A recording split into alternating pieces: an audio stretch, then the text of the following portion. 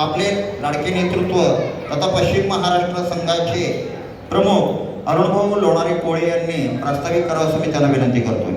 आद्य कवी कुलगुरू महर्षी वाल्मिकी व स्वामी समर्थांनी वंदन करून आजच्या लोकसभेचे माहितीचे उमेदवार माननीय रामभाऊ विठ्ठल सातपुते यांना पाठिंबा देण्यासाठी आपले कोळे मास कार्यक्रमाचे अध्यक्ष तथा विधान परिषद आमदार रमेशदादा पाटील साहेब यांच्या अध्यक्षतेखाली हा कार्यक्रम आयोजित केलेला आहे. आपले माझं रामभाऊला जायचं आहे म्हणून मी माझे 2 मिनिटाचा संपर्काचा प्रयत्न करतो. परवा 29 तारखेला आज येथे जे उपस्थित आहेत समोर बसलेले लोक यांना मी 29 तारखेला जे मुंबईमध्ये बावनकुळे साहेब यांच्या नेतृत्वाखाली जी चर्चा झाली, त्यानंतर चिंचवडची चर्चा झाली, ते सगळं सांगून इथं मी तुम्हाला सगळ्यांना आणलेलं आहे. म्हणून आज सांगायत आपल्या कोळी समाजाबद्दल विधानसभेमध्ये आपल्या आता शब्द दिले गेला आहे की लोकसभेची आचारसंहिता संपल्यानंतर 3 महिन्यामध्ये आपल्या कोळी महासंघाचे जे काही प्रश्न असतील ते मार्गी लावू म्हणून असं आश्वासन दिलेलं आहे.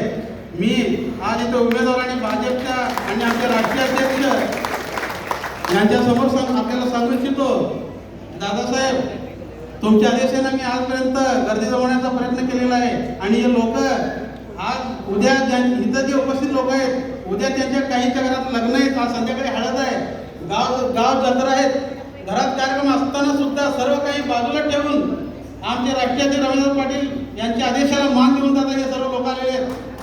आणि मी मला शब्द दिलेला आहे 3 महिन्यानंतर आपल्या प्रश्नाचं निवारण जर नाही झालं तर येत्या विधानसभेला आम्ही भाजपसोबत राहणार नाही. आणि आज जे आपले उमेदवार आहेत रामभाऊ सातपुते त्यांना एक शब्द देतो सोलापूर जिल्हा कोळी महासंघाच्या वतीनं, साहेब आम्हाला तुमच्या गाड्या प्रचार करण्यासाठी नको, आम्ही इथून गेल्यावर आमच्या घरातले स्वतःचे भाकरी बांधून घेऊन प्रत्येक घरापर्यंत तुमच्यासाठी पोहोचवा आणि तुम्हाला विजय करण्याचा प्रयत्न करतो.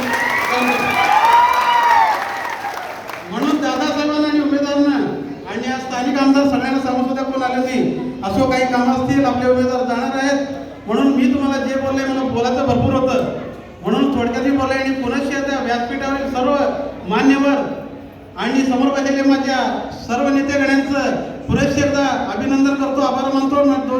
जय हिंद वाल्मिकी. धन्यवाद.